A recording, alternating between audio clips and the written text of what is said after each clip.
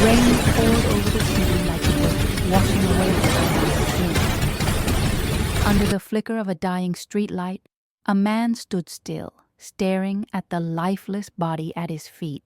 The order had been simple: remove the rival, restore peace. But when he saw the woman run into the alley, fall to her knees, and scream the man's name, something inside him broke. He had killed the wrong man, and the only person who didn't deserve pain was now the one he had destroyed. He had lived by one rule: never question the orders that kept his empire alive. But that night shattered everything he believed in.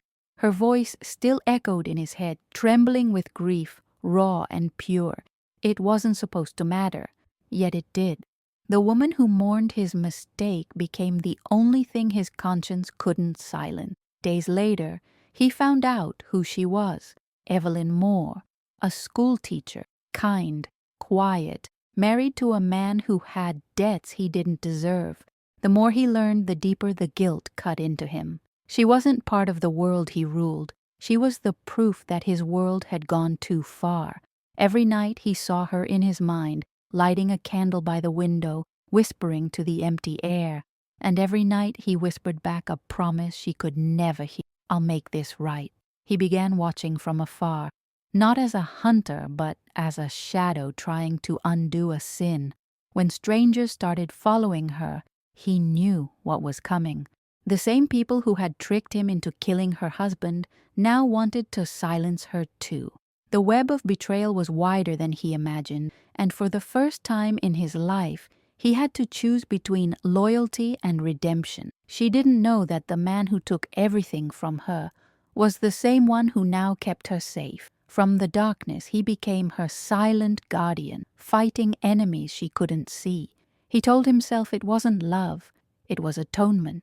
But deep down, he knew it was something far more dangerous, something he had never allowed himself to feel. The story of a killer who made one mistake and found his salvation in the woman who should have hated him was only beginning. And as the rain returned, both of them were about to discover that sometimes fate uses the worst moments to start the right story. If you believe everyone deserves a second chance, stay with this story. Tell me in the comments if you've ever seen redemption born from guilt. And don't forget to subscribe, because sometimes love begins where regret ends. The city wore the rain like a secret. It softened the sirens, blurred the corners, and turned every window into a mirror. She walked through it with her collar raised, a small paper bag pressed against her chest, the kind you hold when there's nothing else left to hold. Her name was Evelyn Moore, and the world had learned it only because her husband's obituary needed a subject. The elevator in her building stalled between floors again. Evelyn didn't curse. She closed her eyes, breathed slowly, and waited for the machinery to remember its purpose. When the doors finally parted, she stepped into a hallway that smelled of old paint and boiled rice, where every neighbor listened through walls that pretended not to. Inside her apartment, she set the bag down, took off her shoes, and stood very still. Grief had changed the air here. It weighed more. She lit the small candle on the windowsill, the one she had started lighting on the night everything broke. One flame, one breath, one whispered line that never made it past her lips. On the table, a jacket still hung over a chair, the sleeves folded, the shape of a man preserved by habit. She told herself to eat. The soup cooled. She did not. Across the street, a black car idled with its engine low. The man inside watched her window, counting the seconds between her movements the way some men count beats in music. His name was Adrian Vale, though he rarely used it. Names were introductions, he preferred conclusions. He had learned long ago that there are only two kinds of silence: the kind you control and the kind that controls you. Lately, silence had been choosing him. He knew every hour Evelyn rose, every shop that still nodded to her, every route she took to avoid the alley where the rain had turned red. He told himself vigilance was simple restitution. It wasn't. Something in her steadiness, in her refusal to collapse where anyone could see, forced him to stand up straighter behind the glass. He had removed a piece from the board and found a whole life under it. He couldn't look away. That evening, as Evelyn left to return a borrowed umbrella, she noticed a man at the corner smoking without smoke, the cigarette unlit between his fingers. He glanced at her once, then again, like a coin tossed twice that lands the same way each time. She kept walking. The footsteps followed, light at first, then careless. Adrian saw the man's posture harden in the side mirror and stepped out of the car without closing the door. He took the lane in 3 strides, the rain beading on his coat, each drop a punctuation the night did not deserve. He didn't call out. He did not need to. His presence shifted the tension like a tide. The follower noticed him and made a small mistake. He smiled. "Evening?" the man said to Evelyn, words tilted. "Got a minute?" Evelyn stopped because fear has a habit of freezing kindness first. She looked from the man's hands to his eyes and found no reason to answer. Adrian placed himself between them and, without raising his voice, issued a verdict. "You're finished here." The man's confidence evaporated, but something practiced kept him upright. "Didn't know she had company. Now you do." A car at the far curb flashed its headlights twice, the signal of someone impatient to leave without being seen. The man backed away with a small shrug that pretended not to be relief and climbed in. Tires hissed, and then the street was water and quiet again. Evelyn finally exhaled. She recognized the man who had stepped in front of her, the one whose shadow had appeared in that alley on the worst night of her life. Recognition is not the same as understanding, but it is heavier. She expected terror or fury to answer for her, but what came out was steadier than she felt. "Why are you here?" Adrian met her eyes the way a diver meets cold water. "Because they will keep coming." "Thought because of him," she said, her voice bending at the word her mind still refused to be precise about. "Because of the one behind him," Adrian replied. She searched his face for a lie she could hold like a weapon. His features were cut from caution, but his eyes were frayed at the edges, the way sleep frays when you keep outrunning it. She realized, with a discomfort that felt close to anger, that he was not afraid of being seen. He was afraid of leaving something unseen. "I don't want your help," she said. "I know." He glanced past her toward the windows of her building, behind which shapes moved like thoughts. "And yet you'll need it." She took a step back. "You're the reason I need anything." He absorbed the sentence as if it belonged to him now. "I am," he said, "and that's exactly why I won't let this be the end of your story." He handed her a folded slip of paper.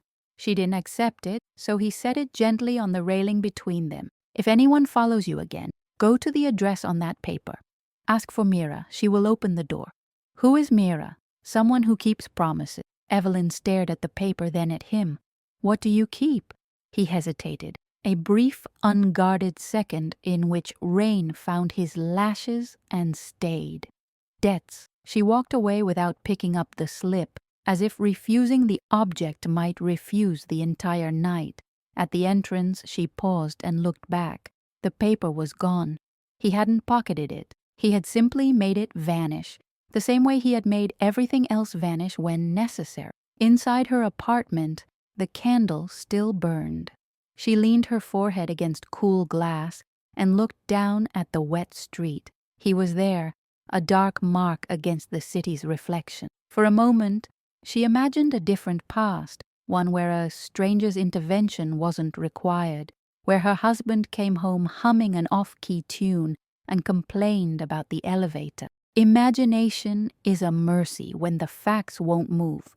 On the other side of the street, Adrian returned to the car and closed the door softly. The driver, a woman with hair cut to the bone and eyes that missed nothing, watched him through the rear view. "You shouldn't keep doing this," she said. "They'll notice what you care about." "They already have," he answered. "And when they use it, I won't let them. The driver's name was Mira. She had walked him out of Ash once and never asked for repayment beyond the kind that can't be measured. Now, when she turned the key, her voice lowered. It wasn't a clean job. Someone wanted it that way. He nodded. The truth stood between them with its hands in its pocket. We were given the wrong name, and the right people knew what it would cost after. Then, the right people won't be right for long, she said. Not if I can help it. They drove without music. In Adrian's world, quiet was not a void. It was a weapon you sharpened. He reviewed the night in reverse, as if he could edit the past by cutting it from the present. When the car stopped at a light, he spoke the thought that had been building since the alley. I told her I won't let this be the end. Mira considered him like a doctor considers a symptom. Tell yourself that, too. Evelyn slept in a chair that didn't forgive it. Twice she woke to the noise of someone running upstairs, only to remember that fear loves to imitate footsteps. In the early hours, a letter arrived underneath her door with no stamp and no return address. She held it up to the candle. The paper was heavy, the kind that makes even bad news feel official. Evelyn, the letter began, your husband wasn't the man they've told you he was, and he wasn't the man you wish he had been. He was a man in the wrong debt. The one responsible is still breathing and still hungry. He wants witnesses to disappear, even when those witnesses don't know what they saw. You saw sorrow. That is enough. Please leave the city by morning. If you can't, go to the address on the back. Knock twice. Say you were sent for the safe room. There was no signature. On the back, an address, the same one she had refused from the man in the rain. She placed the letter beside the candle and stood with her hands braced on the table. To go meant abandoning everything familiar, even if the familiar had become a map of absences. To stay meant waiting to be chosen by someone else's plan. She had always believed in small, steady courage, the kind that takes you to work on time and reminds you to be kind to the cashier. That courage now felt like a bridge over black water. By morning, she packed a small bag. She left the jacket on the chair. Some endings must remain visible, or they don't end at all. As she locked the door, a neighbor opened theirs a crack. Mrs. Rosie, 4'10" and entirely made of questions, peered out. You are going away? The woman asked softly. Only for a few days, Evelyn said. Take the red umbrella, Mrs. Rosie insisted, thrusting it forward as if it could decide the weather. It makes even bad days look less proud. Evelyn smiled, the expression a small miracle that didn't ask permission. Thank you. On the street, she did not call a cab. She walked. The city is different when you walk with a suitcase. It thinks you are either returning or escaping. Evelyn wasn't sure which she was doing. Twice, she felt eyes on her. Twice, she kept moving. When she reached the block of the address, she paused beneath a fire escape and counted to 10, then to another 10, then to the end of fear she could count. The door she needed was a color no one chooses, somewhere between gray and resignation. She knocked twice. It opened to Mira, who took in the suitcase, the umbrella, and the set of Evelyn's shoulders with a single blink. Come inside, Mira said. You're on time. You know me. I know what matters, Mira answered. And right now, that's you not being seen on this threshold. The apartment beyond was spare but warm, the kind of place you don't notice when you're safe and remember in detail when you're not. A kettle hissed. A short hallway ended in a bookshelf that was also a door. Mira pressed a hidden hinge, and the shelf swung inward to reveal a narrow room lined with soundproof panels and a small cot.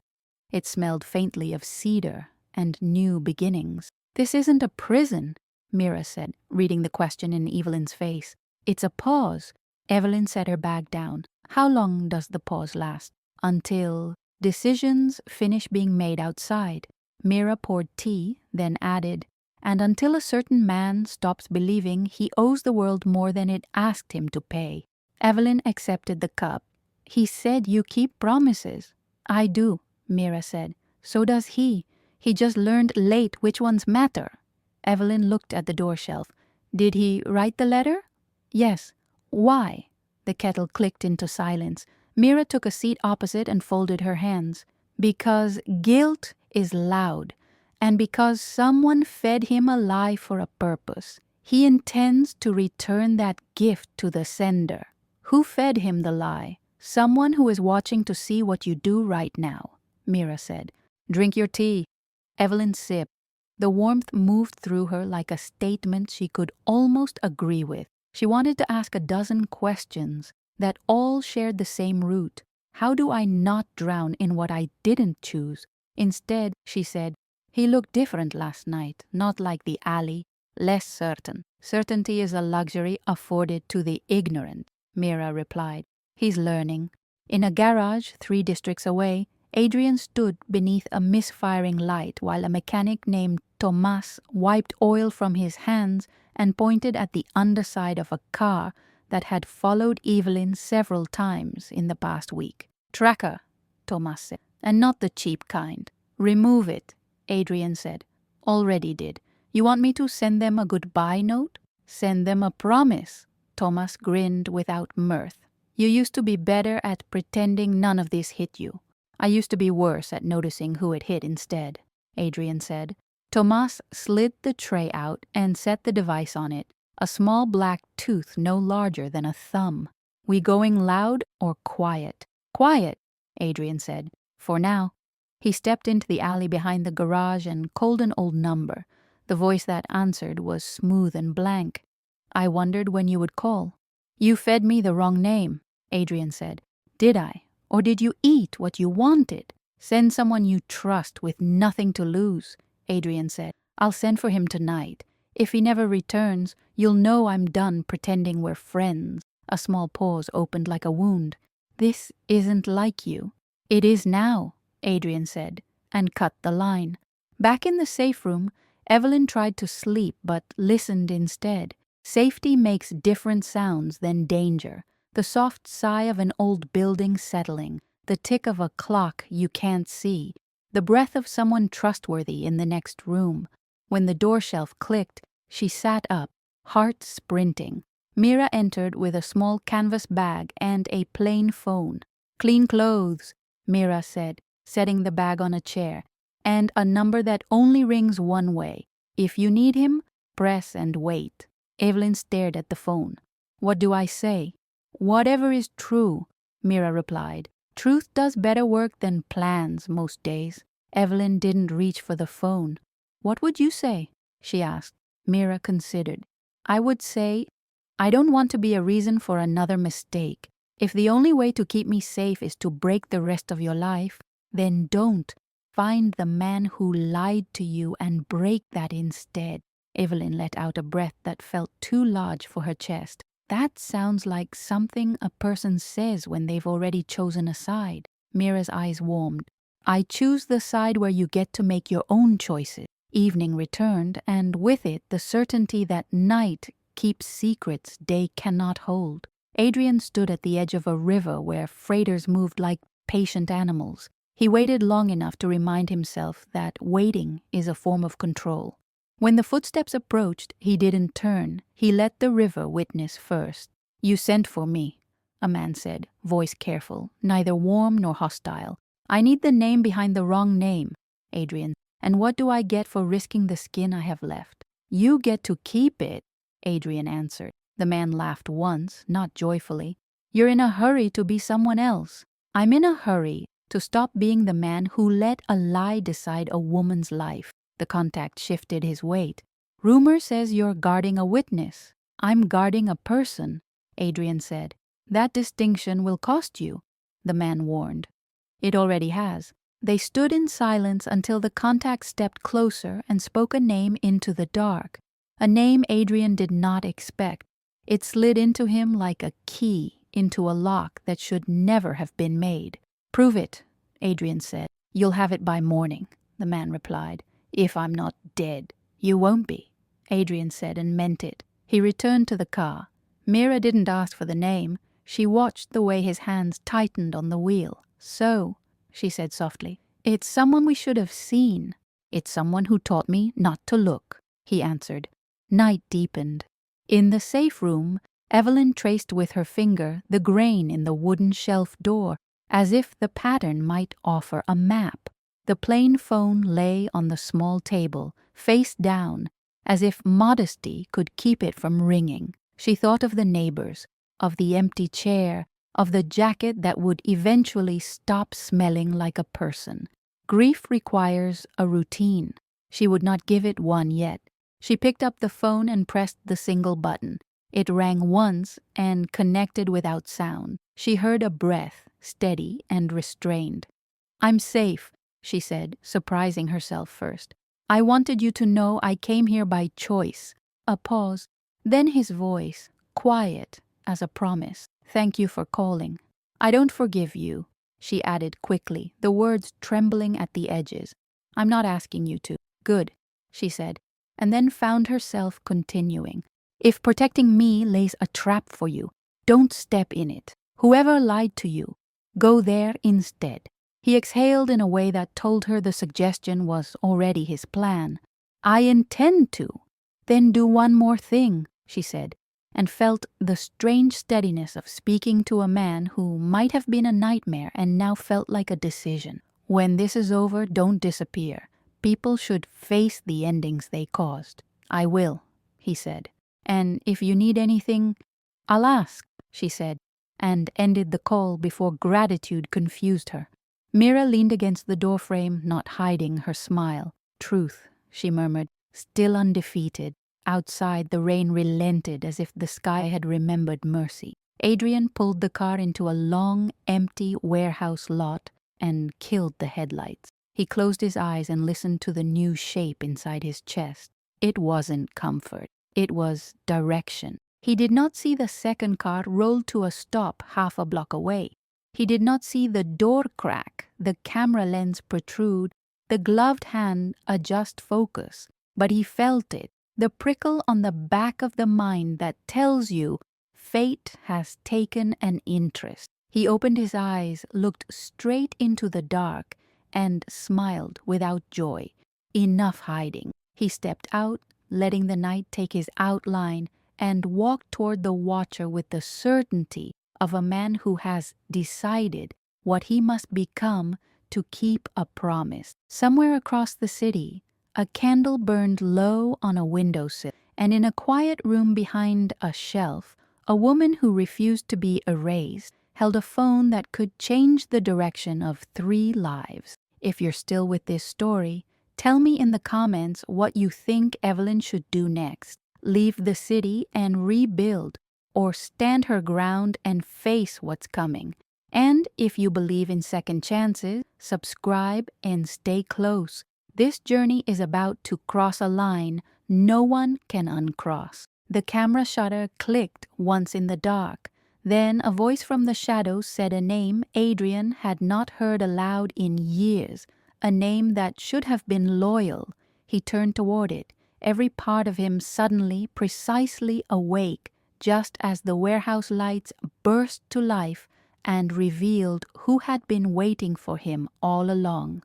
The warehouse lights burned like judgment.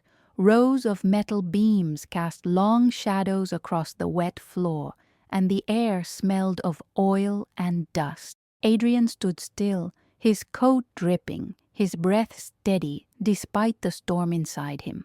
At the far end of the room, 2 men stepped out from behind a truck. One was armed, the other smiled, the kind of smile used to disguise fear or betrayal.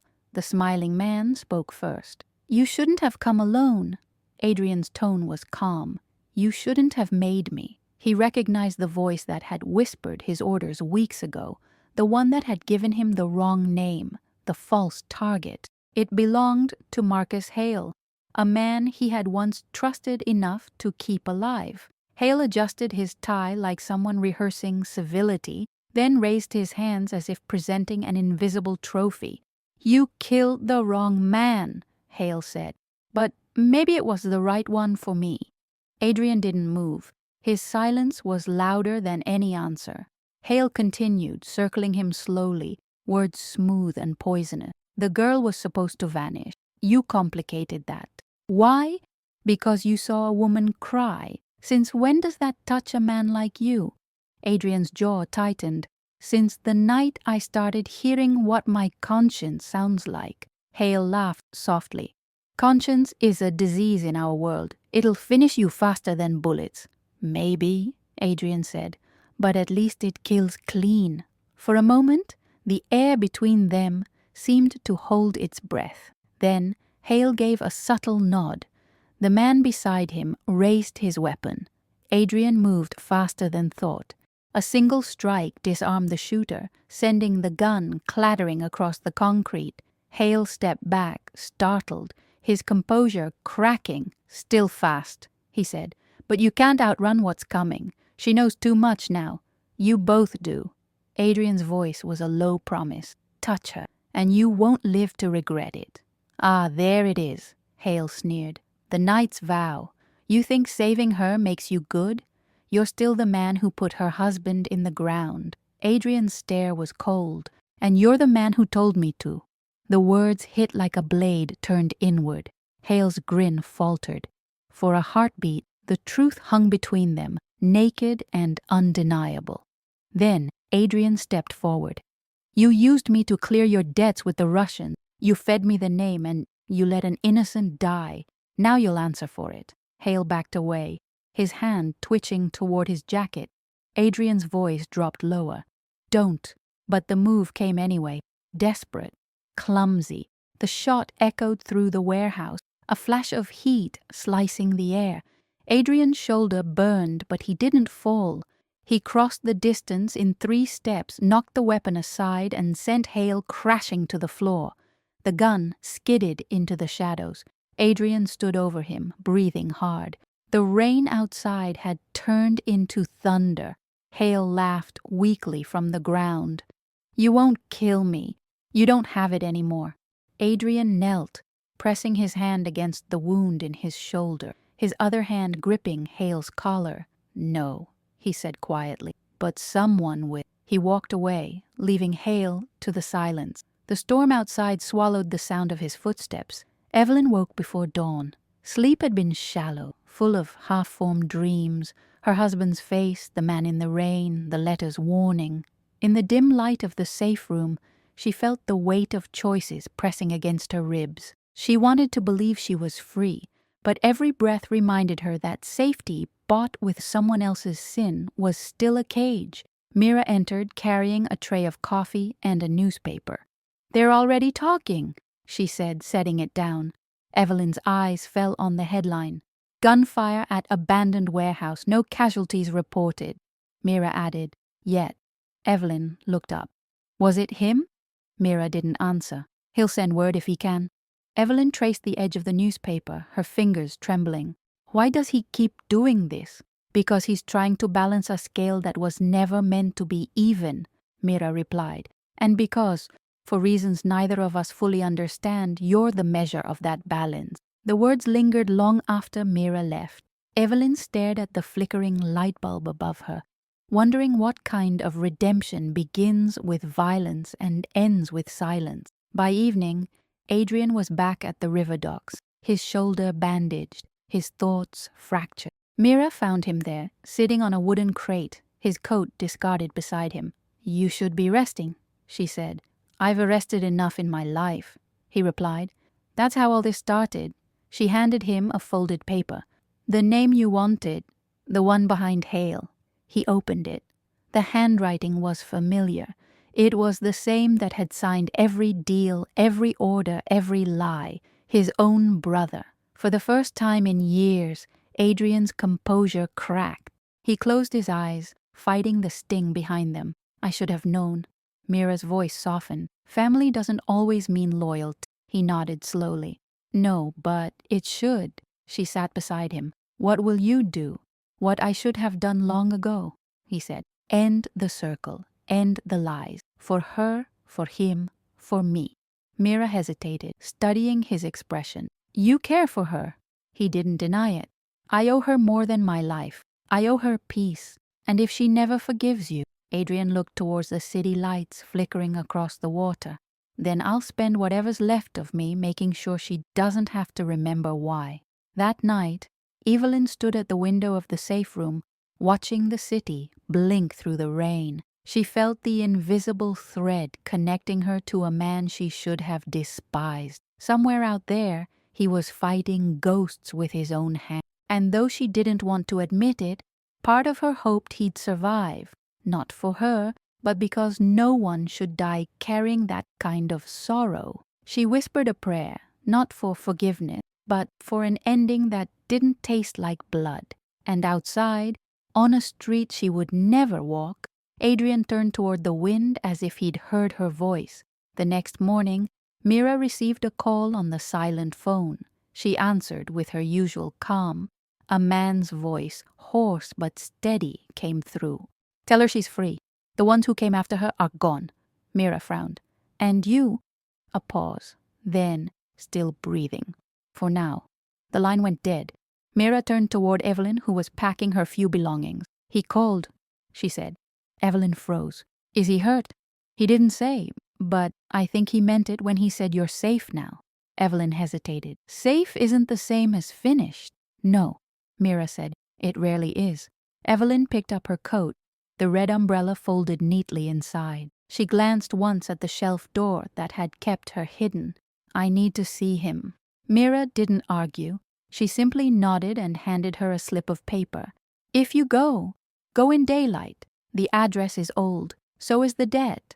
The sun broke through the clouds as Evelyn walked through the market district, her steps quiet but the city felt lighter, like it had exhaled something dark.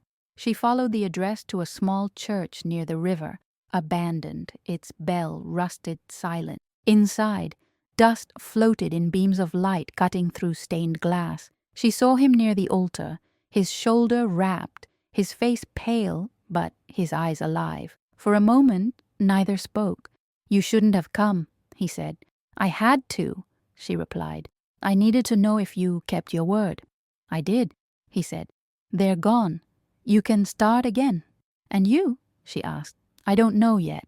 She walked closer, her shoes echoing softly on the old stone floor. "You could start again too." He smiled faintly. "Men like me don't get to start again." She shook her head. "Then maybe start differently. That's all any of us can do." For the first time, he looked at her not with guilt, but with quiet wonder. "You shouldn't be able to forgive me." "I haven't," she said gently, "but I don't want to hate you anymore either." He closed his eyes and a breath escaped him, half relief, half exhaustion. "Then maybe there's hope after all," she nodded, stepping back. "There always is." As she turned to leave, he called after her. "Evelyn." She stopped at the door. "When you light that candle tonight," he said, "don't light it for him. Light it for yourself." She smiled, a small, fragile thing that glowed even in the dust. "I already was." When she left, he sat in the silence of the church, the sunlight spilling over broken pews. For the first time in years, he didn't feel hunted. He felt alive. Outside, Evelyn opened the red umbrella and walked into the bright rain, the kind that feels like a beginning. If you believe even the darkest story can hold a spark of redemption, tell me in the comments what you felt in this moment. And if you want to see where this journey of guilt and grace leads next, subscribe, because their paths are not done crossing. Far behind her, unseen, a shadow moved through the empty someone who had been listening. A voice whispered softly into a phone, "He's still alive." And somewhere deep inside the city, a new game began. The apartment Mira chose was 4 floors above a grocery that opened at dawn and closed before trouble learned its name. The hallway smelled of lemon cleaner and Sunday bread. Inside, the rooms were spare, sunlit in the afternoon and quiet at night, a place built for ordinary lives to pass unnoticed. It felt like a story someone else had started and left on pause. Evelyn arrived first, carrying only what she could name without breaking: a small bag, a red umbrella, a book with a bent spine. She set them on the table and stood by the window, counting the buses that hissed past. When the door clicked again, she didn't turn. She knew the shape of his presence as a room knows its doorframe. You should have rested longer, she said. I rest poorly, Adrian answered, and decisions refused to wait. Sûr. They regarded each other with the caution of people who have already exchanged something larger than words. The distance between them was not fear, it was a negotiation with the past. Mira stepped in behind him, placed 2 keys on the counter, and spoke like a judge announcing the terms. This is temporary. Daylight errands only. Curtains drawn at night. If anyone knocks and you weren't expecting it, you leave through the back stairs. No debates. Evelyn nodded. And you? I keep the street clean, Mira said, and I keep the uninvited guessing. When she left, the door's soft latch sounded like a boundary setting itself. Silence rose. Adrian kept his coat on as if removing it might reveal something he wasn't ready to show. Evelyn moved first. We're here because you said protection requires proximity. I don't like the word, but I dislike uncertainty. She paused. We need rules. He nodded, grateful for the shape of structure. Start with yours. I don't want lies. Not the kind that pretends to be mercy. If there's danger, say it like weather. If you leave, say when you'll be back. Don't make me guess which hour I should start worrying. He considered that. I can do that. And you? She asked. He placed his keys down beside hers, the sound small and permanent. Don't walk alone. Don't open the window at night, even if the air asks politely. If you think you see something, assume you do. Tell me before you tell fear. She weighed his words, decided they were less about control than about keeping breath inside lungs. Fine. He touched his bandaged shoulder and sat, careful, as if the chair had earned respect. There's one more thing. The man who misled me is not the end of this. Someone else arranged the pieces. I have a name. I intend to follow it. You can't do that from here. I won't do it from far enough to leave you unwatched. Her gaze softened despite itself. How do men like you talk about doing the right thing and then pretend you're not part of the reason the wrong thing needed doing? He exhaled. By refusing to pretend anymore. They ate in truce, bread, soup, the logic of simple meals restoring ordinary human time. He washed the dishes, sleeves rolled to the forearms as though that might make him less recognizable to fate. She dried them, placing each plate as if order could be a kind of prayer. When dusk pressed its nose against the glass, the city changed key. Adrian stood at the window, reading the street by instinct. The slow car that returned twice, the couple that held hands too tightly, the boy on a bike who noticed everything except danger. He felt Evelyn near him before he heard her. What did he owe? She asked. Money, Adrian, but not only. The kind of silence you pay for in monthly installments. He paused. A man higher than Hale was using your husband as a door. I closed it with the wrong key. Did my husband know? I don't think so, Adrian. He stood between greed and consequence without realizing it. She looked at her hands. People always tell stories about the dead that make the living easier to forgive. I would rather know the exact weight. She lifted her chin. Will you help me find it? Yes, he said, immediate, without the armor of calculation. I owe you the truth even when it isn't kind. She accepted that with a small nod. Then here's mine. I am not brave every hour. Some hours I only pretend. If you see me pretending, don't make me stop. Just make sure it's enough. He turned to her fully, and the room altered around the choice of his attention. I won't ask you to be strong on my schedule. Night deepened.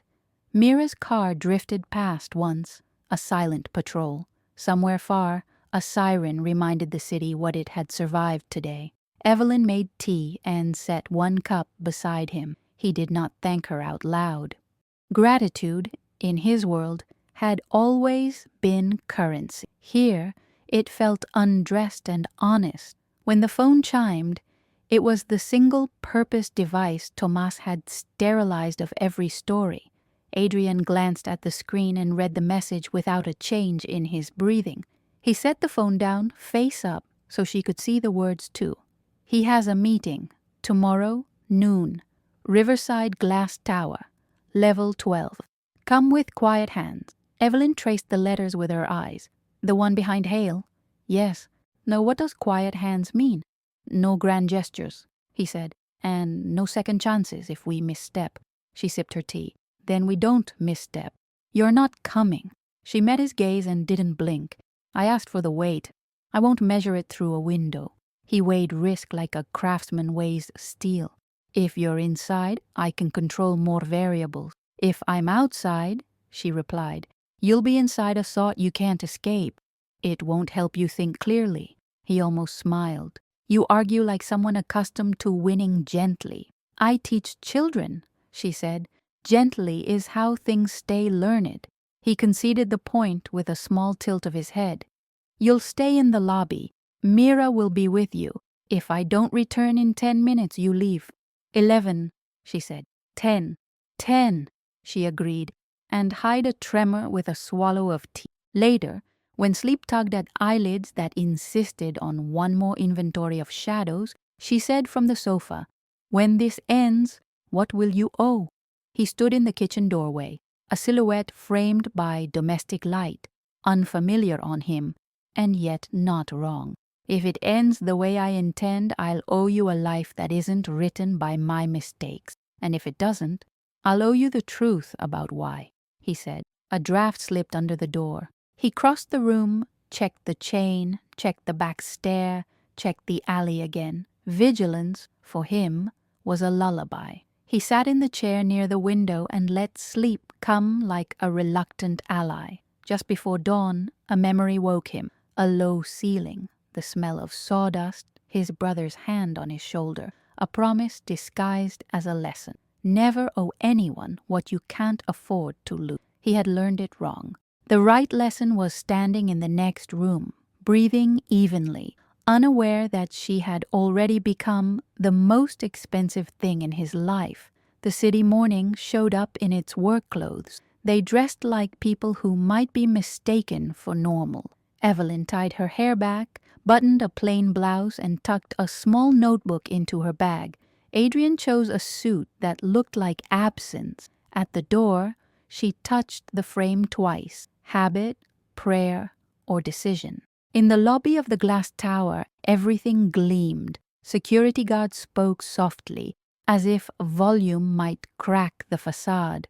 Mira waited near a column, reading a magazine upside down and still noticing more than anyone else. She nodded once at Adrian, once at Evelyn, and then at the elevator.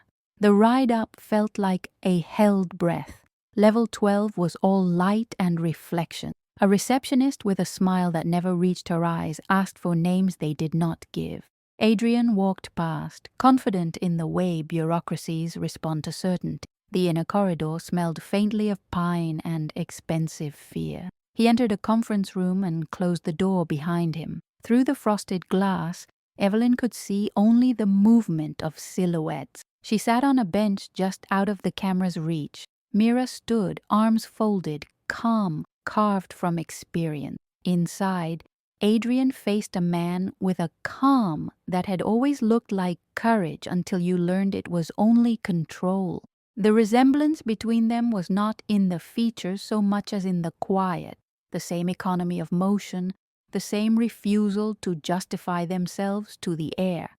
Brother, the other man said, an old word turned sharp by use. You look well for someone trying to change his nature. Adrian didn't sit.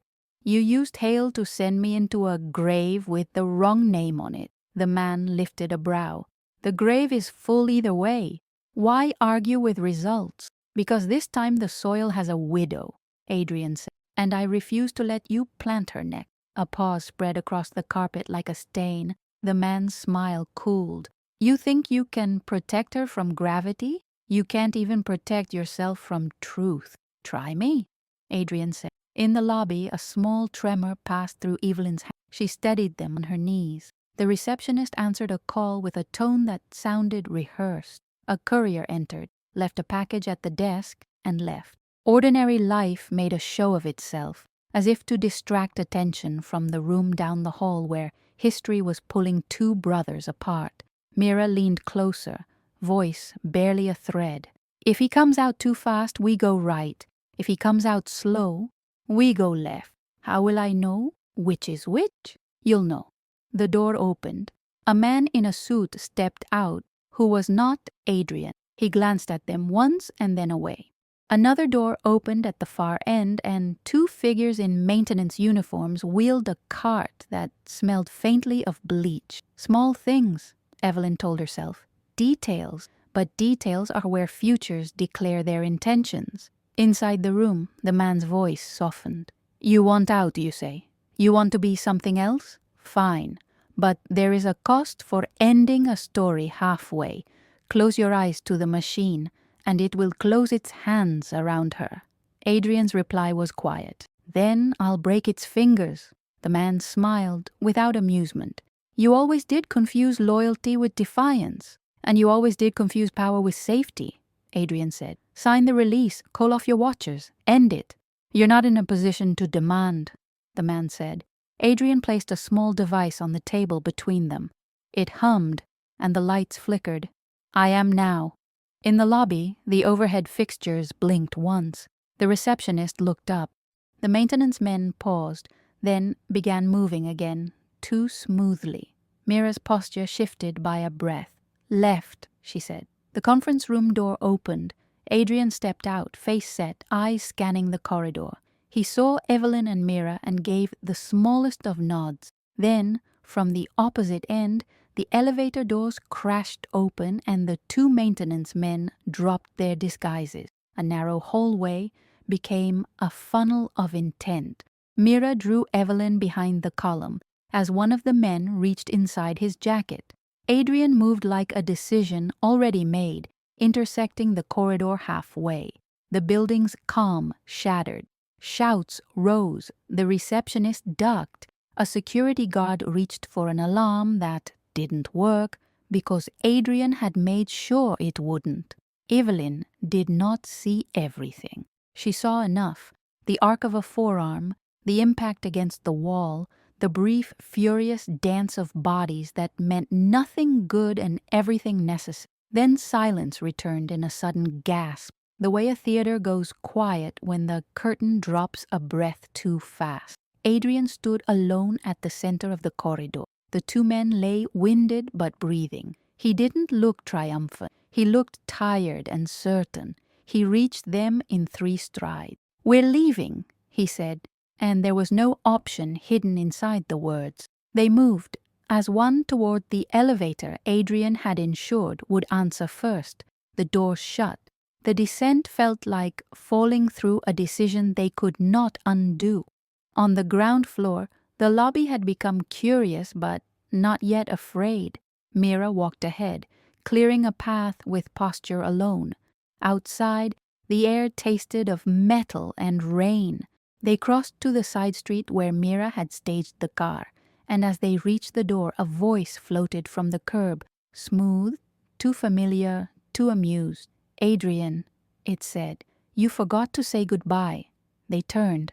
The man from the conference room stood under the awning of a cafe that had not opened yet, hands in his pockets like he was simply early for coffee. His gaze slid past Adrian and rested with a cool interest on Evelyn. So this, he said softly, is the reason you finally learned to hesitate. Adrian shifted, placing himself between them without thinking. You don't speak to her. I just did, the man replied, smile thin. And I will again. Unless you learn at last the only lesson that keeps anyone alive in our family. Evelyn felt the truth before she heard it. The man tilted his head. Never choose what you can't survive losing. The wind moved across the street like an answer withheld. Mira's hand touched Evelyn's elbow, a signal to step back. Adrian did not step at all. If you're feeling the weight of this choice, tell me in the comments what you believe matters more now. Ending the past cleanly or protecting a future that hasn't begun. And if you want to see how a promise can rewrite a life, subscribe and stay with us. The next breath may change everything. Rain began to fall again, slow at first, then steady, a rhythm that the city seemed to recognize. Evelyn watched the droplets blur the man's face across the street. the one Adrian had called brother. She didn't need anyone to tell her what that meant. The resemblance was there in the way both men stood, shoulders squared as if the world owed them an apology. Adrian's jaw tightened. "You've done enough," his brother smiled faintly. "And yet you're still breathing, which means I haven't done enough." Mira's hand pressed lightly against Evelyn's arm, guiding her backward toward the car. Adrian didn't move. His body was language, one word repeated, "Not again." "Go," he said without looking back. Evelyn's voice trembled. "No, not until I understand." His brother took a step closer. "Understand what? That he kills for loyalty and now hides behind guilt? That you're his latest confession?" Adrian turned toward him, slow and deliberate. "She has nothing to do with this." The man chuckled. "She has everything to do with this. She's your weakness. The moment you care, you lose. You always did."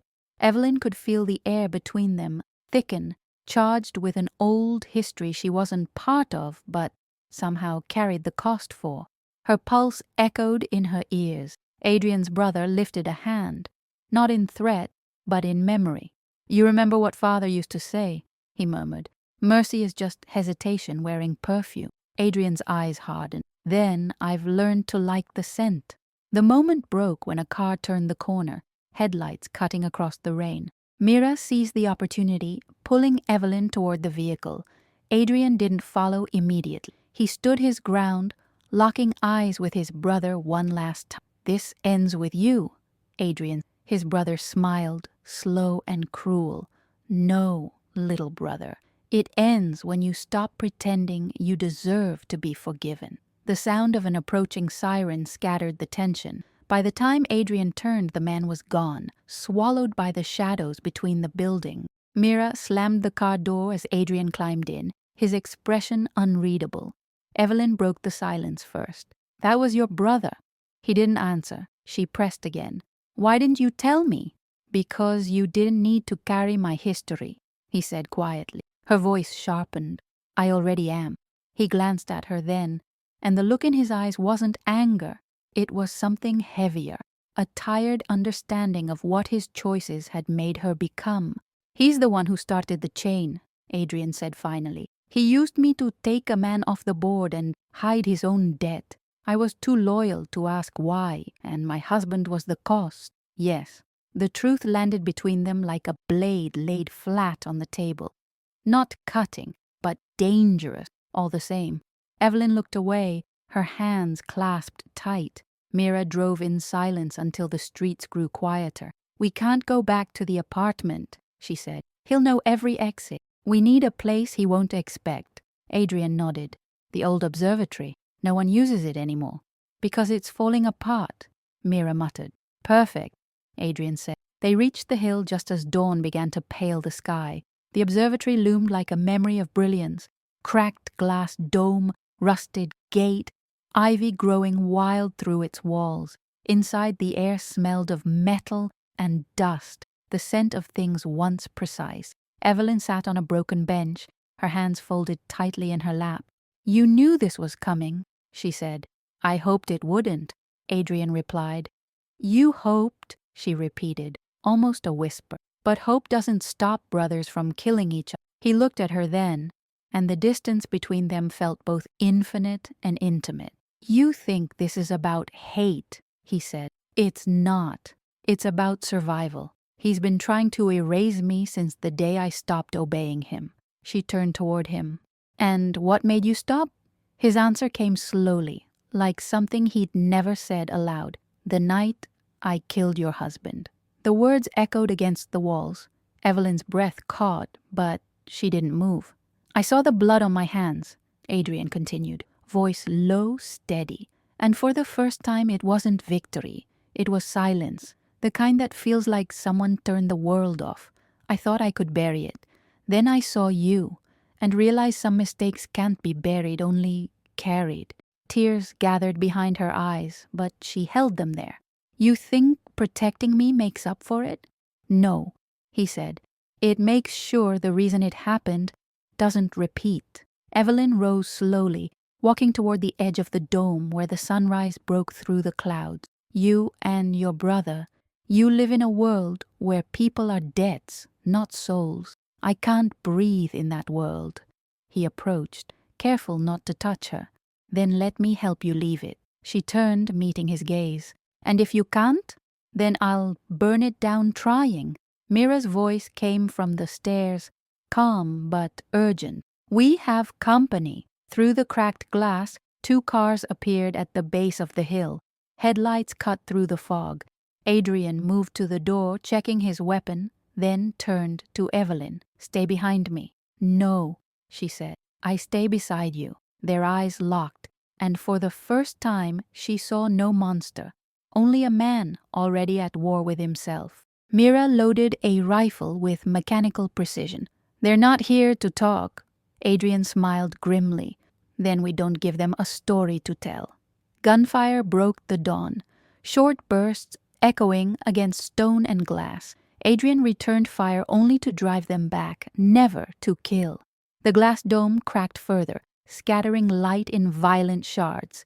Evelyn crouched behind a pillar, covering her ears, praying the sound would end before the day fully began. When silence finally fell, it wasn't peace, just the exhaustion that follows chaos. Adrian limped to the doorway, his shoulder bleeding again. They'll regroup, Mira said. We can't stay here. He nodded. There's an old safe house near the river. He doesn't know it. Evelyn approached, her hand trembling as she touched his arm. You're hurt. He looked down at her fingers against his sleeve. It's nothing.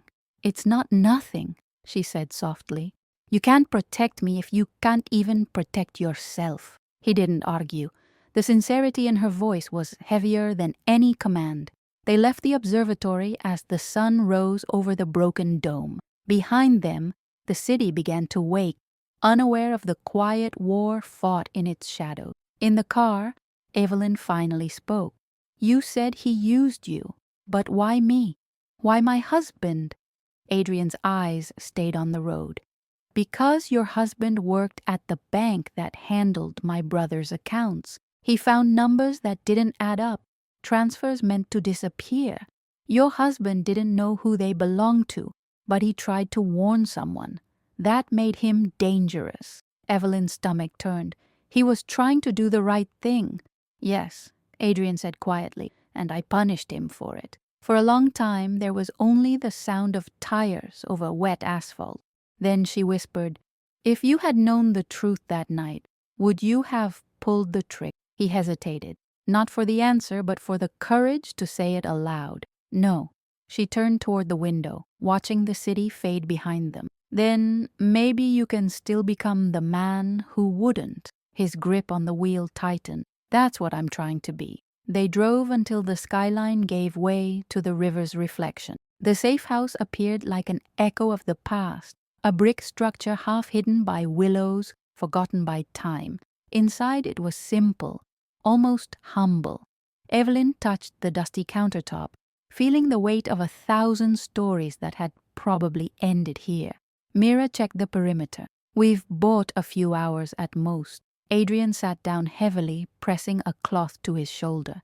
Evelyn knelt beside, hands firm but gentle as she replaced the bandage. You should let a doctor see this. No doctor can fix what's wrong with me, he said. Maybe not, she replied, but someone can remind you it's worth fixing. He looked at her then, truly looked, and for a moment the world outside stopped existing. She didn't see the killer or the protector. She saw the man caught between both. The light through the broken shutters traced them in gold and dust. He whispered, You should hate me. She shook her head slowly. I did. Until I saw the way you fight to keep others from becoming what you were. He wanted to thank her, but gratitude was too small for what he felt. Then, a sound shattered the quiet. The faint click of a trigger from outside. Mira froze, eyes darting to the window.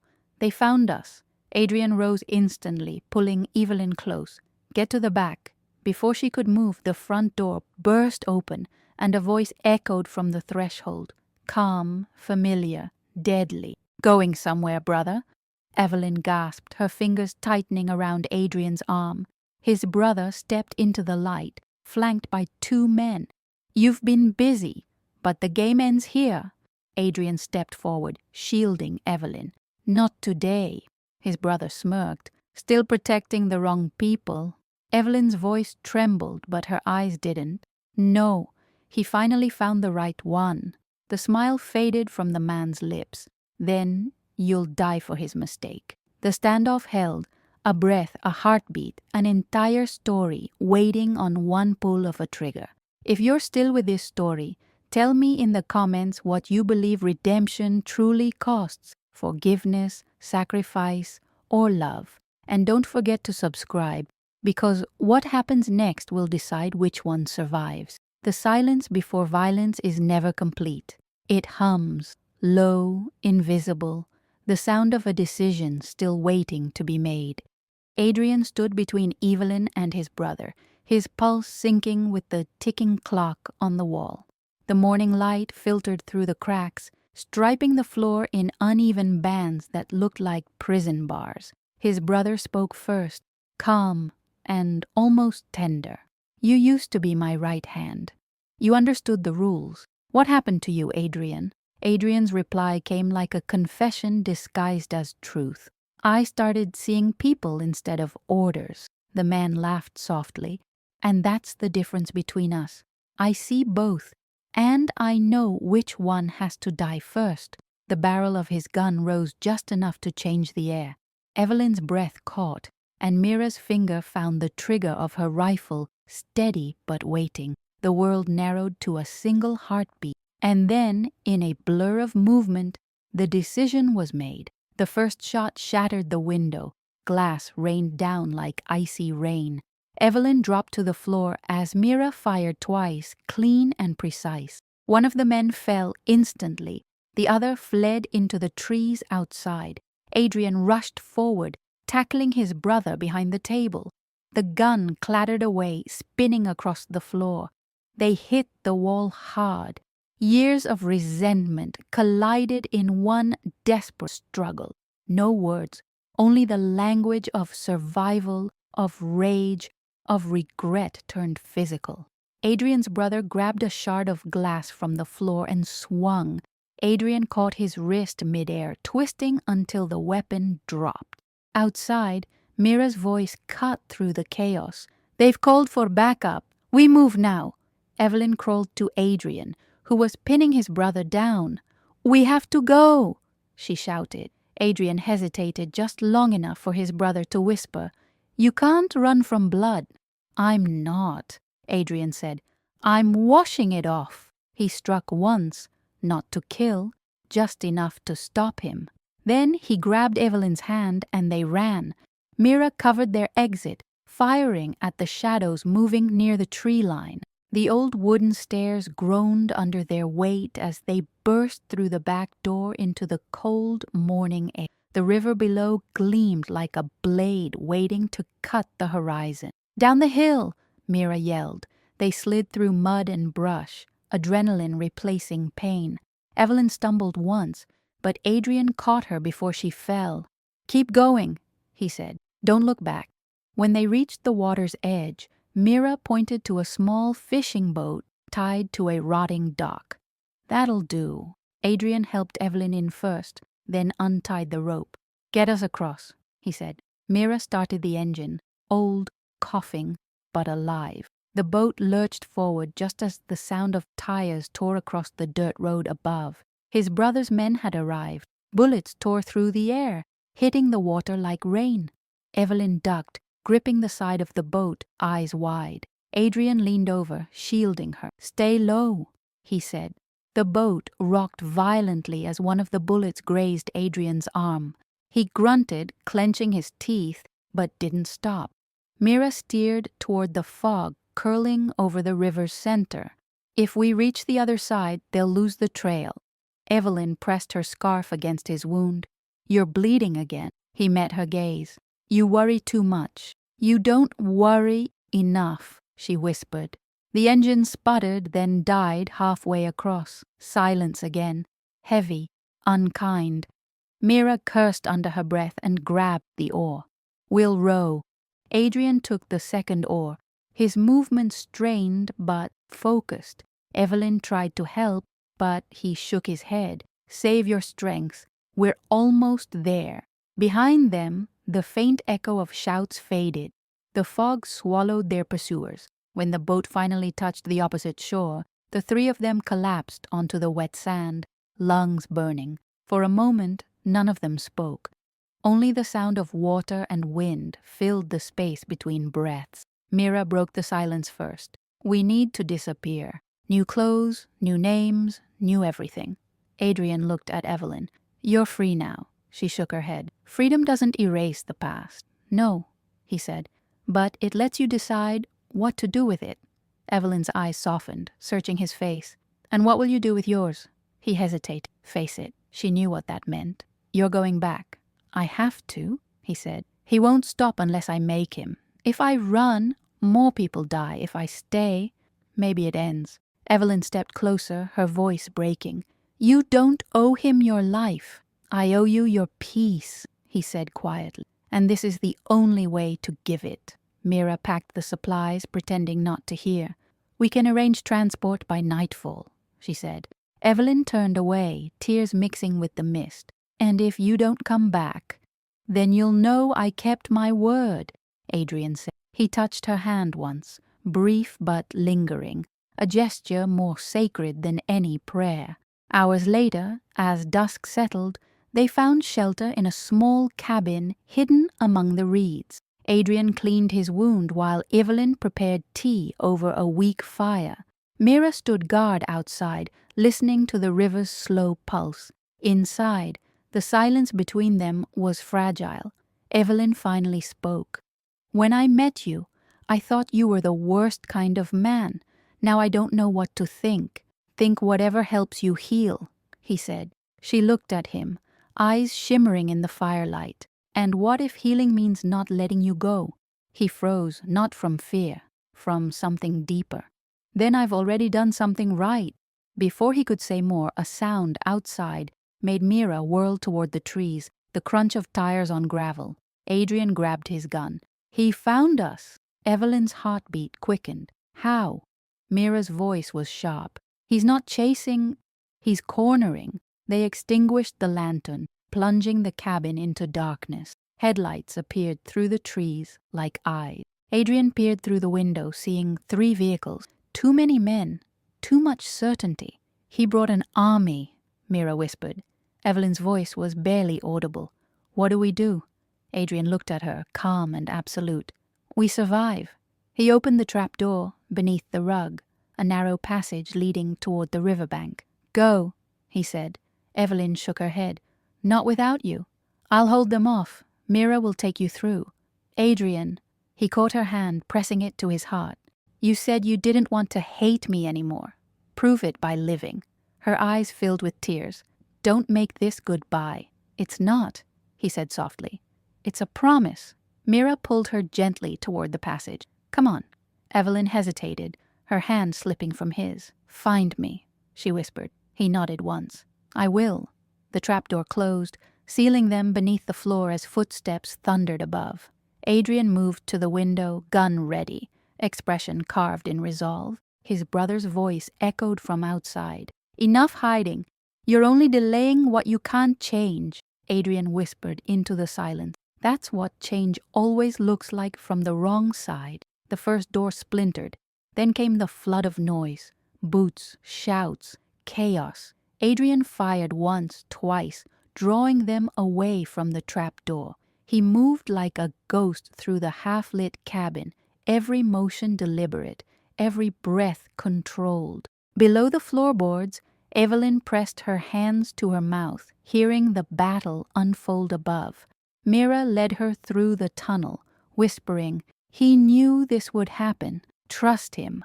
When they emerged by the river again, Evelyn turned just in time to see the cabin's windows burst with light, fire, smoke, and finality. She screamed his name, but the wind carried it away. Mira grabbed her shoulders. He's not dead unless he chooses to be. We keep moving. Evelyn trembled, tears streaking her cheeks. He promised he'd find me. Mira looked toward the rising flames. Then he will. Men like him keep their promises even if it kills them. They disappeared into the night, leaving the fire to erase what remained of their past. But as the smoke curled toward the sky, a figure stumbled from the ruins, half burned, half alive, clutching the locket Evelyn had dropped before escaping. Adrian looked toward the river, the faint sound of her voice echoing in memory. "I'll find you," he whispered. "If you believe love can survive even after everything has turned to ashes, tell me in the comments what you would have done in her place. Stayed to fight or trusted the promise? And don't forget to subscribe, because this story is far from over. The next move will decide whether redemption lives or burns with the past." The night was endless. The rain had stopped, but the wind carried the smell of smoke from the hills behind them, the remains of the cabin and everything that had happened there. Evelyn walked beside Mira along the muddy riverbank, her body moving on instinct while her mind refused to believe what her eyes had seen. They found shelter hours later in an abandoned railway depot, half swallowed by vines. The metal roof rattled in the wind like a restless memory. Mira cleared a space among the old crates, spreading a blanket she'd taken from their supplies. "Sit," she said gently. Evelyn obeyed. Her clothes were damp, her hair tangled, but she didn't care. Her hands still trembled. "He's gone," she whispered. Mira looked toward the dark entrance. "Men like him don't vanish that easily. They bend the rules of dying." Evelyn wanted to believe her, but hope was cruel when it refused to die quietly. "I should have stayed." "No," Mira said. "You'd both be dead." Evelyn's eyes filled. "Then what was the point of him saving me if it costs him everything?" Mira knelt beside her. "Because saving you wasn't about debt. It was about proof. Proof that he could still choose right once in his life." The words broke her. Evelyn buried her face in her hands and cried. Not the soft tears of fear, but the raw ones that come when the soul finally admits how much it has lost. Mira let her cry until the silence returned, heavy and slow. Then she spoke again. "We'll rest here for a few hours. I'll take the first watch." Evelyn nodded faintly and lay down on the blanket. The cold floor pressed against her bones. When sleep came, it came in flashes, smoke, his voice, the promise he'd made before the flame. "I'll find you." She woke before dawn, heart racing. The air felt different, alive, expectant. Mira was standing near the doorway, her gun low but ready. "Someone's out there," she said. Evelyn froze. Footsteps approached, careful, uneven. Then a shadow moved through the mist. "Wait," Mira whispered. She aimed, her finger tightening, and then she stopped. A figure stumbled into view, covered in soot and blood. The coat was torn, the face half hidden by ash, but the eyes, they were unmistakable. "Adrian," Evelyn breathed. He nearly fell before reaching them. Mira caught him under the arm and helped him inside. His voice was hoarse, almost gone. "I told you I'd find you." Evelyn rushed to him, hands shaking as she touched his face. "You shouldn't be alive." He gave a faint, exhausted smile. "It seems your prayers outran the fire." Mira laid him down on the blanket. "He's burning with fever. That wound reopened." Evelyn tore a piece of her dress, pressing it to his shoulder. "You shouldn't have come back." "I promised," he said simply. She looked at him, tears blurring her vision. "You nearly died for me." He caught her wrist weakly. "I didn't die. That's enough." They stayed like that, her holding pressure on his wound, him watching her as if afraid she might vanish the moment he closed his eyes. When the worst of the trembling passed, she whispered, "He won't stop, will he?" "Your brother." Adrian's eyes darkened. "No, but now I know what he wants." "What?" "He wants me to become him." She shook her head. "Then don't. You've already proven you're not." He gave a small, pained laugh. "You make it sound simple." "It is simple," she said softly. "It's just not easy." He tried to sit, but she pushed him back down. "Rest. You can fight later." He looked up at her, the firelight catching the gold flecks in her eyes. "You don't understand, Evelyn. Every time I try to save someone, I destroy something else." Maybe the only peace left for either of us is for me to disappear. Her voice rose, quiet but fierce. Don't you dare disappear again. Not like that. Not after everything. He blinked, startled by the strength in her tone. She leaned closer, trembling. You think redemption means vanishing. It doesn't. It means staying. It means facing the people you've hurt until the pain doesn't own you anymore. He swallowed hard. And you want me to stay? Yes, she whispered. Even if it hurts. Mira, standing at the doorway, pretended not to hear. She knew enough to let broken people rebuild in private. Evelyn cleaned his wound in silence. The heat of his skin radiated through her hands. For the first time, the lines of his face looked peaceful, younger somehow. He had stopped fighting the air itself. When dawn touched the edge of the depot, Mira returned with a radio she had salvaged from an old patrol car. The city's in lockdown, she said. Your brother's calling it a containment operation. He's hunting ghosts now, which means you two. Adrian sat up slowly. Then we move before the net tightened. Mira frowned. You can barely stand. I've stood for worse, he said. Evelyn stepped between them. No, not this time. He looked at her, confused. You can't stay here. I'm not staying, she said. I'm leading. Leading what? She opened her hand. Inside was a folded piece of paper covered in numbers. These are the account codes my husband wrote before he died. I found them in his old notebook. If your brother's money vanishes, his power does too. Adrian stared at her. You kept this? I didn't understand what it was until now. A spark lit behind his eyes, not hope, but purpose. You're right. We can end him without a bullet. Mira exhaled. That's going to draw attention, the kind that burns city. Evelyn straightened. Then let it. I'm tired of hiding. Adrian looked at her like seeing her for the first time. You've changed, she smiled faintly. So have you. They spent the day planning how to access the accounts, where to transfer the evidence, and how to leave the country afterward. Every detail felt like one more step out of the darkness. As night fell, they huddled near the small fire again. Adrian's bandage was fresh, his strength returning. Evelyn handed him a cup of tea, her fingers brushing his. You're quieter than usual, she said. He looked at the flames. I'm thinking about what comes after. And what's that? Peace, he said. But I don't know if I'd recognize it. She smiled softly. Then I'll remind you. For the first time since they met, he laughed. A low, genuine sound that carried something unfamiliar. Life. But peace is always brief in a world built on secrets. Just as the fire began to fade, Mira's radio crackled. A voice whispered through the static. We found the girl. She's with him.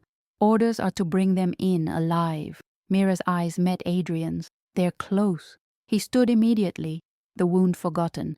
Pack what you can. We move now. Evelyn grabbed her bag, heart pounding. Where will we go? Somewhere he can't follow, Adrian said. And where is that?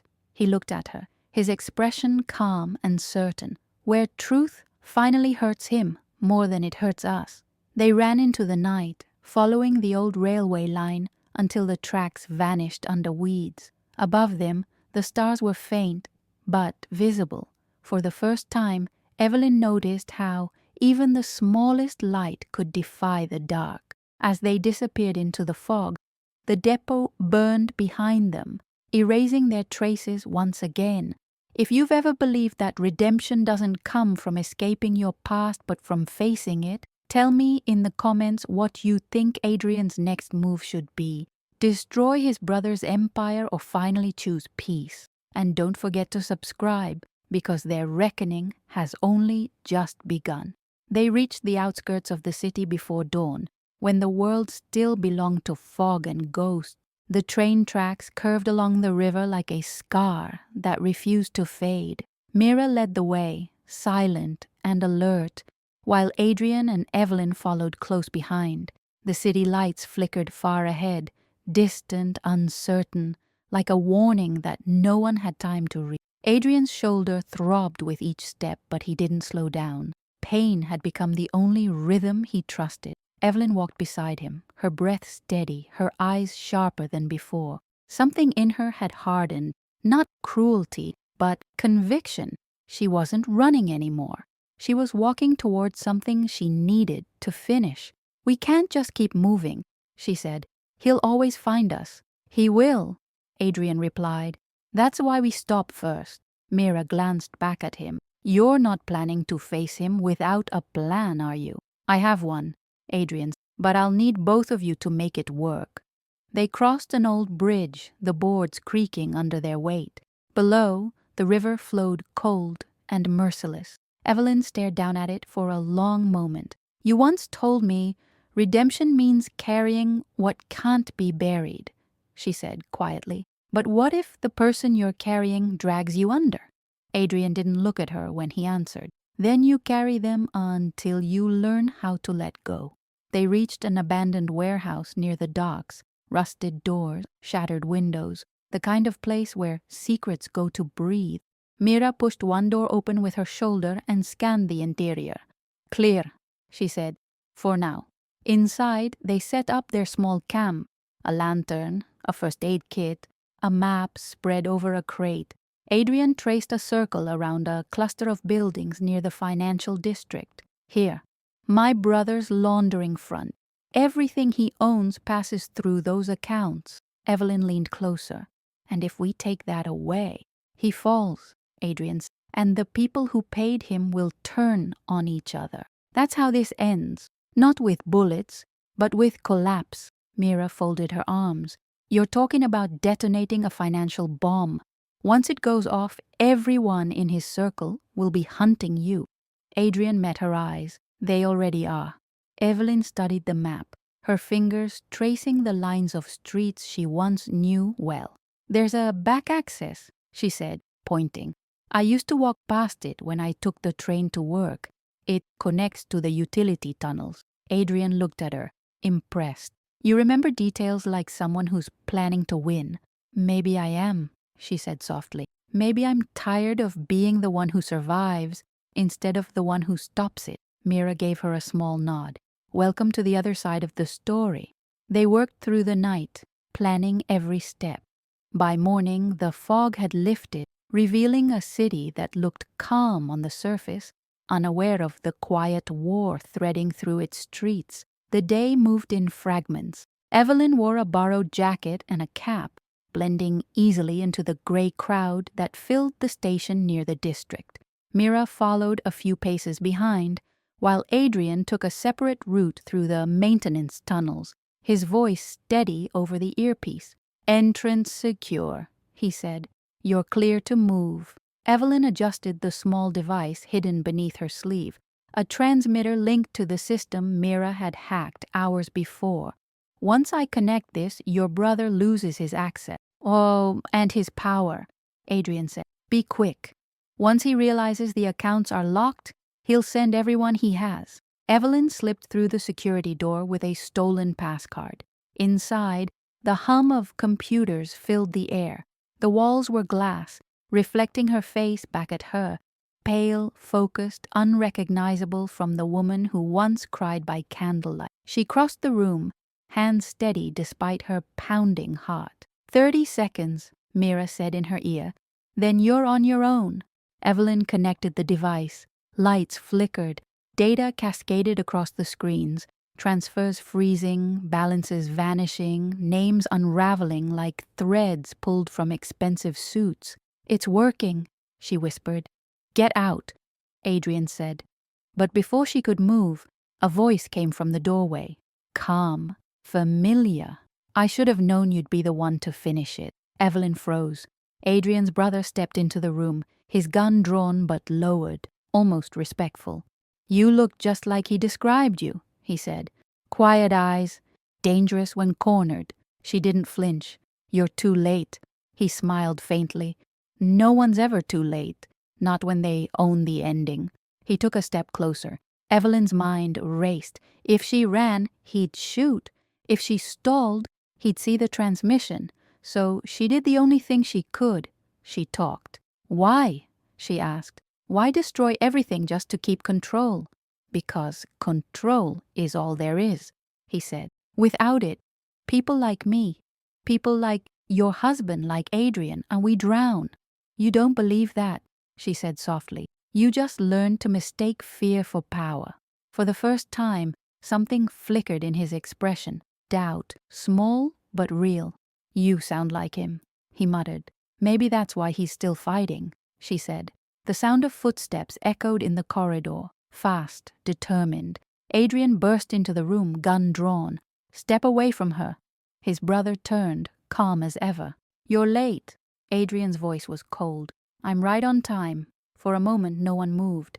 Evelyn stood between them, realizing she was the line they were both willing to cross. Don't, she said quietly. If you kill him, you become him. Adrian's hand trembled slightly, not from fear, but from the weight of every choice that had brought him here. His brother smiled. Listen to her. She knows what you are. Adrian took a slow breath. No, he said. She knows what I was. Then he lowered the gun. I'm done killing for the past. His brother blinked, confused, and in that hesitation, Mira appeared behind him, disarming him with a clean strike. The gun clattered to the floor, sliding toward Evelyn's feet. Mira kicked it aside. It's over, she said. Adrian's brother laughed, bitter and quiet. You think taking my money ends this? The people above me will replace me before sunrise. Adrian stepped closer. Maybe, but they'll know you lost everything to a man who finally stopped listening. He turned away, taking Evelyn's hand. She hesitated only a second before following him out. Behind them, Mira secured the data drive and slipped it into her coat. I'll handle the rest, she said. Outside, the city was waking. The first rays of sun cut through the clouds, scattering light over the wet street. Evelyn stopped at the corner, breathing hard, her pulse finally slowing. It's done, she whispered. Adrian nodded, his eyes softening. You did what no one else could. She looked at him, her voice barely a breath. So did you. He took her hand, and for once there was no blood, no guilt, only quiet. The kind that doesn't demand forgiveness, only understanding. Mira joined them, her usual composure cracking into a tired smile. The city's already reacting, accounts frozen, phones lighting up. He's finished. Adrian glanced back at the skyline. Then so are we. Evelyn frowned. What do you mean? It's time to disappear. Properly, this time. No more hiding, just, living. She smiled faintly. And where do people like us go to live?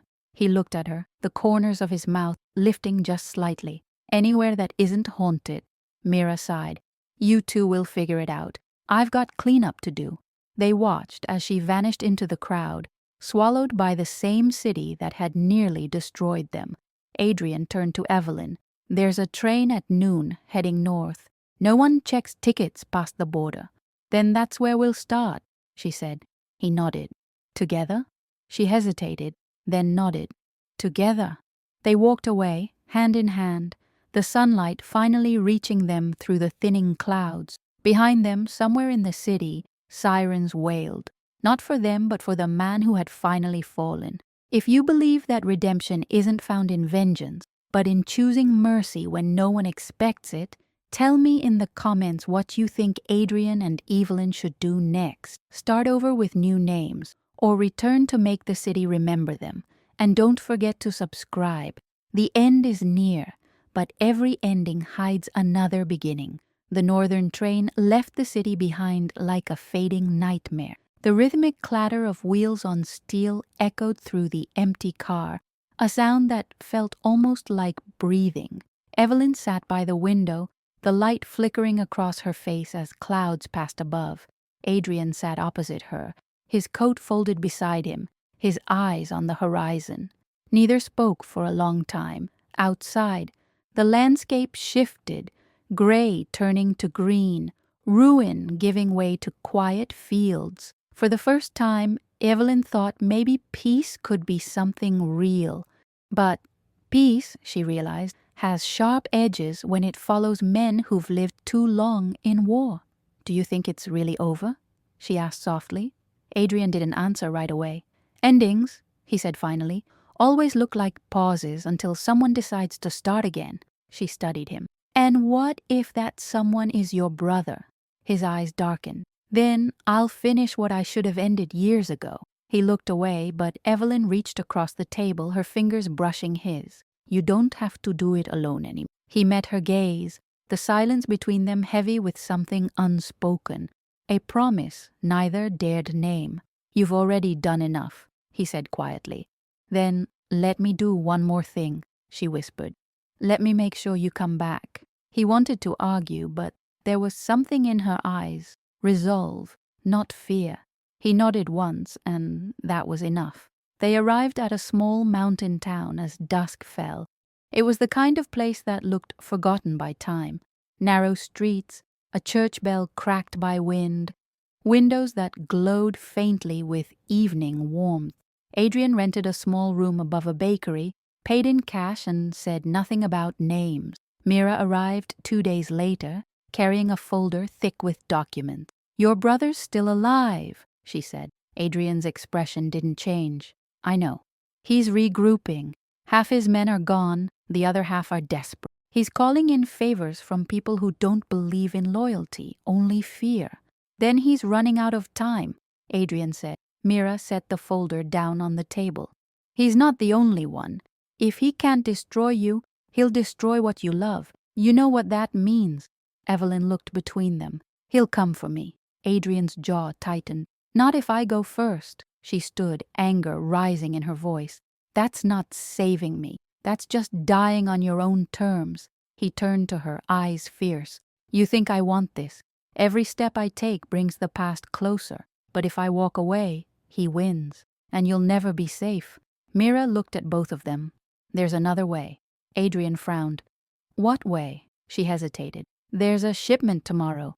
Weapons, documents, and something more important. His ledger. The one that ties him to every deal, every crime. If we get that, we don't need to kill him. We expose him. Evelyn's breath caught. Then that's what we do. Adrian shook his head. He'll expect it. He'll be there. Then you'll have the chance to end this, Mira said quietly. Just make sure you decide what end means before you get there. The next night, the air tasted of rain and metal. They reached the old freight yard at midnight. The world was silver under the moon, silent, waiting. Adrian moved with practiced precision, Mira covering the perimeter while Evelyn followed close behind, wearing dark clothes and determination. The crates were marked with false company names stacked under a half-broken roof. Somewhere nearby, men spoke in low voices. Adrian raised a hand. Stay here, he whispered. Evelyn shook her head. I said I wouldn't let you go alone. He almost smiled. Then stay close. They moved through the shadows until they reached the central container. Adrian forced the lock open. Inside, among weapons and sealed files, lay a small leather-bound book. Old, weathered, and heavy with truth. The ledger, he murmured. Evelyn reached for it, but a voice stopped her cold. Looking for this, his brother stood in the doorway, a pistol in his hand, the faintest smile curving his lips. You really thought I'd leave my life lying around like a souvenir? Mira's voice came from somewhere behind the containers. Drop it, Hale. But he didn't move. His gaze stayed fixed on Adrian. You've always been predictable. Guilt makes men brave in all the wrong ways. Adrian stepped forward. This ends now. It ends when you remember who you are, his brother said. You can't live like them, Adrian. You were born to rule them. I was born to stop you, Adrian said. The silence that followed was thick and final. Then 2 gunshots echoed almost as one. Evelyn screamed. For a second, the world spun. Smoke, echoes, fear. When it cleared, Hale staggered back, clutching his side, the gun slipping from his hand. Adrian stood, breathing hard, blood spreading across his shirt. He swayed but stayed on his feet. You won't hurt her again, he said. Hale smiled faintly, blood on his teeth. You think you saved her. You only taught her how to lose. Then he fell. Evelyn rushed forward, catching Adrian before he collapsed. You're hit, he grimaced, forcing a smile. Not bad enough. Mira appeared, grabbing the ledger and checking his wound. Through and through. He'll live, if we move now. They dragged him into a waiting truck. As the freight yard burned behind them, Evelyn pressed her hand to his chest, feeling his heartbeat falter, then steady again. "Stay with me," she whispered. "Please." He looked at her, pain softening into peace. "You once asked what redemption cost," he said faintly. "Now I know." She held his hand tighter. "Don't you dare pay with your life." He smiled weakly. "It's not my life I'm giving. It's my past." The truck roared into the darkness, carrying them away from the fire and toward whatever future waited. They reached the mountains by morning. The sky was pale gold, the kind of dawn that feels like forgiveness. Adrian lay wrapped in blankets, his breathing even, his eyes closed. Evelyn sat beside him, the ledger on her lap. Mira stood by the door, watching the sun climb. "He'll recover," she said. "But when he wakes, you'll have to decide, hide, or tell the world what's in that book." Evelyn looked at the worn leather cover, her reflection flickering in its surface. "Maybe both," she said. "Maybe the truth can protect us this time." Mira nodded slowly. "Maybe." She left them alone. Evelyn turned to Adrian, brushing his hair from his forehead. "You kept your promise," she whispered. "Now I'll keep mine." Outside, the world was quiet again. Not with fear, but with possibility. If you believe love is not about saving someone, but standing with them when the saving is done, tell me in the comments what you'd choose for them now. Expose the truth and risk everything, or disappear and build a life beyond the ashes. And subscribe, because every redemption still owes one last choice. The storm that had chased them for weeks finally broke. Morning came soft and golden over the mountain, washing the cabin in light that felt almost sacred. For the first time, there was no sound of pursuit, no echo of engines in the distance, only wind through pines and the faint crackle of the hearth. Evelyn woke before Adrian. He lay still, breathing deeply, the color returning slowly to his face. The wound had closed enough for rest to finally mean healing. She sat beside him for a while, watching him the way you watch something fragile you never thought you'd have again. Mira entered quietly, 2 mugs of coffee in hand. "He'll wake soon," she said. "Fever's gone." Evelyn nodded. "You think he's free now?" Mira's eyes flicked to the window. "No one like him is ever free, but he's closer than he's ever been." She handed Evelyn a folded newspaper, smuggled from the nearest town. On the front page, "Financial empire collapses amid corruption scandal." Below it, an image of police vehicles outside Hale's estate, and a single line, "Primary suspect deceased." Evelyn exhaled slowly. "It's over." Mira half smiled. "Maybe for the world, but not for him." Adrian stirred, his eyes opening as sunlight touched his face. For a moment, confusion flickered, then memory. He tried to sit up, but Evelyn pressed a hand to his chest. "Don't," she said softly. "You're safe." He looked at her for a long moment, and then at the paper she held. His brother's name in black print, his past reduced to ink. "So," he murmured, voice rough, "that's how my story ends." Evelyn shook her head. "No, that's how it stops being written by someone else." He smiled faintly, weary but alive. "I thought I'd feel something different. Relief, maybe, but it just feels quiet." "Quiet is good," she said. "Quiet means you're still here." Mira poured coffee into a chipped mug and set it beside him. "The accounts are gone. The people who worked for him are scattering. The city's cleaning house. You could disappear now and no one would follow." Adrian sipped slowly, his hands steady for the first time in days. "And what about you?" Mira shrugged. "I was never supposed to exist. I'll find another place to haunt." He nodded, grateful. "You saved more than my life. Don't thank me. Thank her. She's the reason you didn't finish what you started." Evelyn looked away, embarrassed. "I just refused to let him die a coward." Mira smiled at that. "That's why he listens to." She turned to the door. "I'll give you 2 time. When you're ready, there's a road behind the ridge. It leads anywhere you want." When she was gone, silence filled the room again.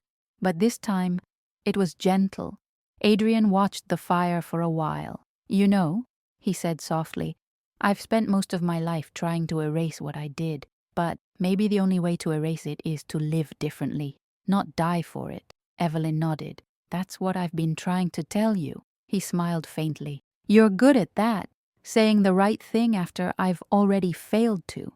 "You haven't failed," she said. "You've survived. There's a difference." He reached for her hand. This time she didn't pull away. Their fingers intertwined, quietly, naturally, as if they'd been waiting for the world to stop chasing them long enough to finally touch. "What happens now?"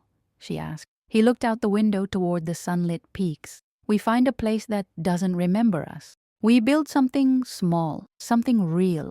And when people ask who we are, we tell them the truth, just not the whole of it." She smiled. "And if someone recognizes you, then I'll tell them I used to be someone else," he said, "but that he died trying to make things right." She leaned closer, her forehead resting lightly against him, then let him stay dead. Outside, the wind shifted, scattering the last of the smoke from the valley below. Adrian stood slowly, taking one last look around the cabin, the quiet witness to their survival. "Ready?" he asked. Evelyn took his hand again. "I've been ready since the day I stopped being afraid of you." He smiled, not the smile of a man who won, but of one who finally understood the cost of peace. "Then let's go." They stepped outside into the sunlight. The world below them stretched wide and alive, roads unwritten, hills untouched by fire. Adrian turned once more to the mountains behind them. "Do you think the past ever really lets go?" he asked. Evelyn looked at him, her eyes steady. "No, but it forgets to follow if you walk far enough toward the light." He nodded, and together they began down the trail. The sound of their footsteps faded into the wind, blending with the rustle of the trees. No guns, no smoke, no ghosts, just two lives beginning again in the space where violence had finally run out of breath. Later that evening, as dusk settled, they found a small house at the edge of a field, empty, quiet, waiting. The key was still in the door. Evelyn opened it, light spilling across the worn floorboards. "Looks like it's been waiting for someone," she said. Adrian stepped inside. "Then maybe it's been waiting for us." They didn't talk about what they'd lost. They didn't talk about what they'd done. They built a fire, shared a meal, and sat in silence that no longer needed to be filled. When the stars appeared, Evelyn turned to him. "Do you still believe redemption costs everything?" He thought for a moment, then shook his head. "No, it costs exactly what you're willing to give. And for the first time, I gave the right thing." She smiled, her eyes reflecting the firelight. "Then maybe we're both redeemed." Adrian reached for her hand once more. "Maybe we're just beginning."